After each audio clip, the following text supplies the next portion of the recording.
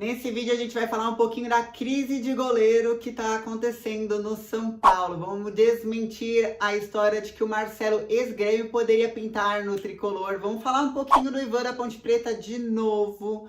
Vamos falar que o Crespo agora tem um problema bom para resolver. Ele tem 8 estrangeiros para colocar e só pode escalar 5 por jogo. Vamos falar que no último dia da janela, a gestão do Casares conseguiu finalmente entregar aquele planejamento que o Crespo pediu em fevereiro. E por fim, vamos esclarecer como é que foi a negociação em detalhes com o Gabriel Neves e com o Calleri. Qual foi o valor pago, até quando vai o contrato, é empréstimo, é compra, tem opção de comprar o Calleri, vou te contar todos os detalhes. Meu nome é Laila Reis, eu estou na frente da equipe do SPFC.net e agora, bora falar de notícia.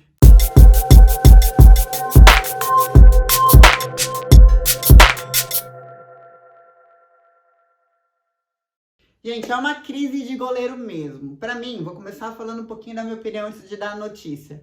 O Volpi já foi um dos meus heróis. Mas não era difícil ser meu herói, não. Porque, gente, eu vim de Denis, Sidão e às vezes um Renan. Então, assim, ser meu herói não era tão difícil. Mas ele veio pegando pênalti, fez boas atuações. Tiveram jogos que ele salvou, que ele era o cara. Mas ultimamente, somente em falta. Começou naquela falta do Marinho, nunca mais acabou. E aí agora tá tendo falhada no próprio meio do jogo. O Volpi está caindo de rendimento. E aí o reserva dele diretamente é o Lucas Perry, ou Perry, como você preferir. E também, quando ele entrou, foi escalado, não foi aquela grande coisa. Ele que já foi pra Inglaterra, já voltou, foi lá pro Crystal Palace, né? Acho que era o nome do... E aí, então, o São Paulo começou a estar no mercado atrás de goleiro, a pedido de Crespo, a pedido de Muricy, a pedido da torcida, enfim, a pedido de resultado, inclusive. Vamos lá, acho que o São Paulo atrás de goleiro é a mesma coisa quando o Pablo vê o Calleri chegando. O Thiago Volpi deve estar ficando nervoso. Saiu informação pela Rádio Bandeirantes que o Marcelo, ex-Grêmio, que agora tá lá na Arábia Saudita, estava em conversa, em negociação com o São Paulo. E daí, o empresário dele, que é o Bruno Junqueira, falou: olha, eu sou muito amigo do Rui Costa, que é o atual diretor executivo de futebol do São Paulo. Inclusive, foi o Rui Costa que fez todo o contrato na época que o Marcelo era do Grêmio, fez todo o plano de carreira do Marcelo lá no Grêmio. E a gente conversa diariamente porque a gente tem amizade, a gente fala sobre o mundo do futebol, mas nunca houve conversa entre nós sobre o Marcelo poder vir para o São Paulo. Então, pra galera que tava aí se iludindo nessa conversa aí, não houve conversa do Marcelo no São Paulo. Depois do Ivan, se você quer saber se houve conversa do São Paulo com o Ivan da Ponte Preta, volta a 2 vídeos meus atrás, eu vou deixar o link aqui embaixo também, hein? Segue o jogo. Agora vamos falar o seguinte, São Paulo tá tentando resolver esse problema de goleiro, não só agora aqui no mercado, só existe mercado brasileiro, né? Então você já pode colocar embaixo nos comentários que goleiro que está no Brasil que nós poderíamos olhar. Pode pôr embaixo nos comentários, pensando no Campeonato Brasileiro, no número de jogos, ou ficar para a próxima temporada mesmo e vamos de Thiago Volpi até o fim do ano, né? Que é o que eu acho que vai acontecer.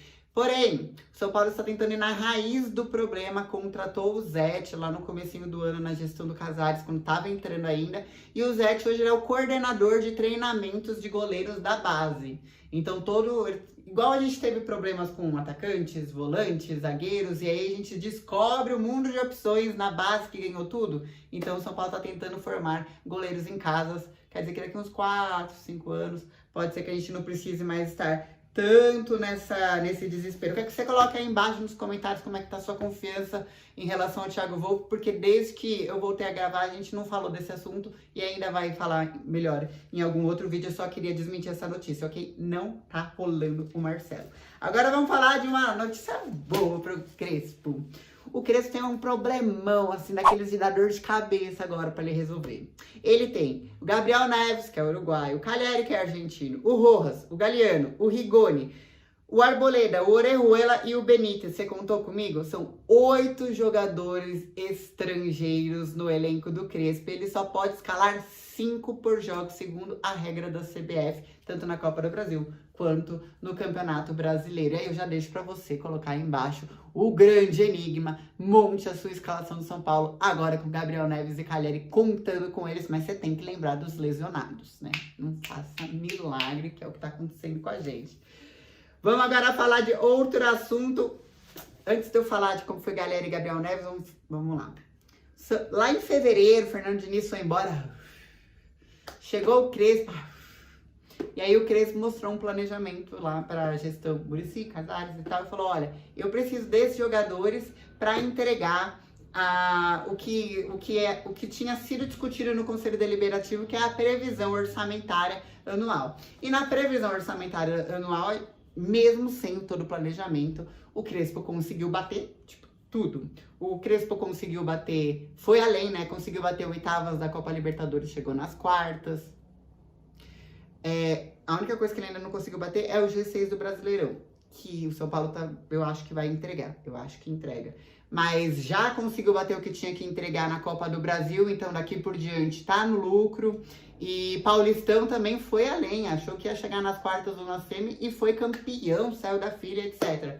E para fazer todos esses resultados, o Crespo pediu um planejamento, e nesse planejamento tinha um volante que serviria como primeiro e segundo volante, tanto tivesse uma função de marcação, quanto soubesse também driblar. E aí ele deu certos nomes na época, voltar no comecinho do ano lá no canal, eu ainda falei uns nomes que o Crespo queria, mas o favorito era o Gabriel Neves. E o São Paulo tá tentando o Gabriel Neves desde então, desde fevereiro.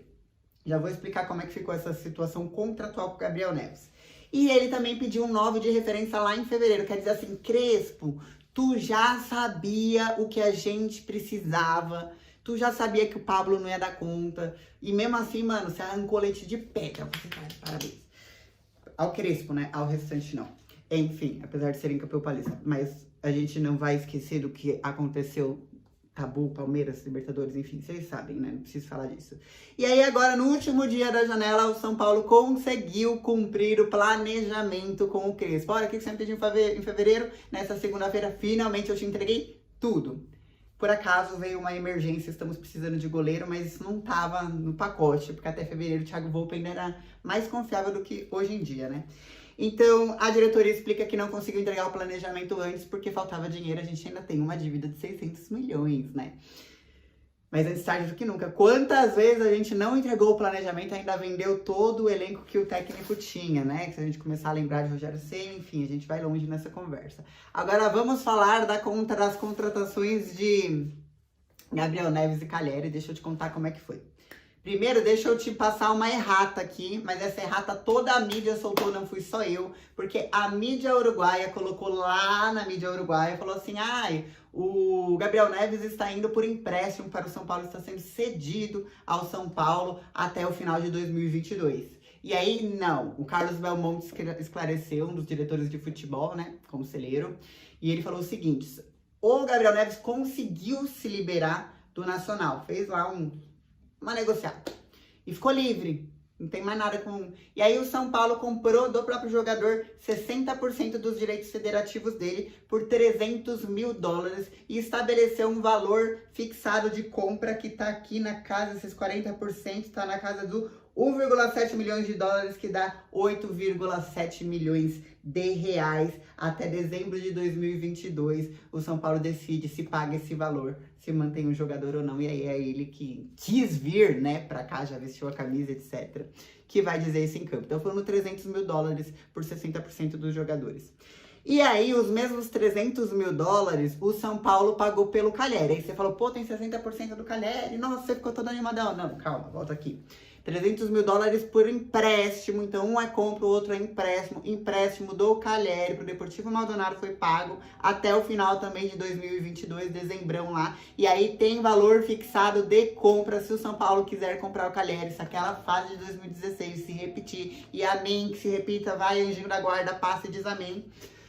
Aí tem o valor de $3 milhões, o que dá mais ou menos 15 milhões de reais se o São Paulo quiser ficar com o Calleri. E aí, tomara que vale a pena, tomara que esses $15 mil a gente, que a gente ganhe tantos títulos, assim, que se a gente pague isso daí, brincando. É o que eu desejo a você, galera, eu não desejo nada menos que isso.